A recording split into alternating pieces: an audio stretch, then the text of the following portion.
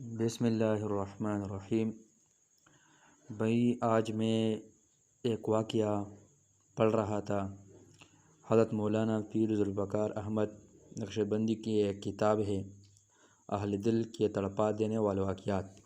اس میں انہوں نے ایک واقعہ ذکر کیا ہے جو مجھے خود بہت زیادہ پسند آیا، تو میں نے کہا شاید آپ لوگوں کے ساتھ بھی میں یہ شیئر کرتا ہوں۔ یہ کتاب کے 292 صفحہ پہ یہ واقعہ انہوں نے لکھا ہے، والدین کی خدمت پر غیبی نصرت۔ حضرت تھانوی رحمۃ اللہ علیہ نے برکت کا ایک عجیب واقعہ لکھا ہے کہ ایک نوجوان تھا، اس نے اپنے والدین کی بڑی خدمت کی۔ بھائیوں سے کہا کہ جائیداد کا حصہ میں آپ کے سپرد کرتا ہوں، والدین کی خدمت آپ میرے سپرد کر دے۔ سودا کر لیا۔ چنانچہ اس نے ماں باپ کی خوب خدمت کی۔ ماں باپ فوت ہو گئے۔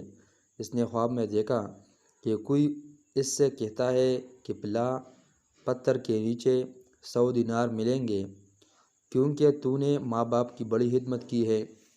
پوچھا اس میں برکت ہوگی؟ کہا برکت نہیں ہوگی۔ نوجوان نے کہا میں نہیں لوں گا۔ صبح اٹھا، بیوی کو بتایا۔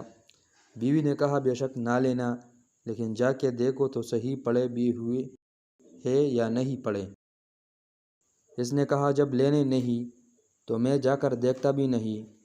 دوسری رات پھر خواب آیا کہ 10 دینار فلاں پتھر کے نیچے پڑے ہیں، ابھی موقع ہے، لے لو، تمہاری خدمت کے بدلے مل رہے ہیں۔ پوچھا برکت ہوگی؟ کہا کہ برکت تو نہیں ہوگی۔ نوجوان کہنے لگا مجھے نہیں چاہیے۔ تیسری رات پھر خواب آیا کہ فلاں پتھر کے نیچے 1 دینار پڑا ہے، اب جا کر لے لو، اب موقع ہے۔ پوچھا برکت ہوگی؟ کہا ہاں برکت ہوگی۔ وہ صبح اٹھا، اس پتھر کے نیچے سے جا کر دینار اٹھا کر لے آیا۔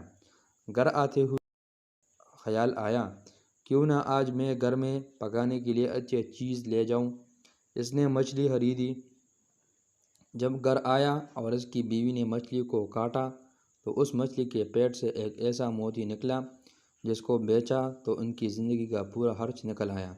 یہ برکت آتی ہے، اللہ تعالیٰ ایسی جگہ سے رزق دیتا ہے کہ انسان کو وہم گمان بھی نہیں ہوتا ہے۔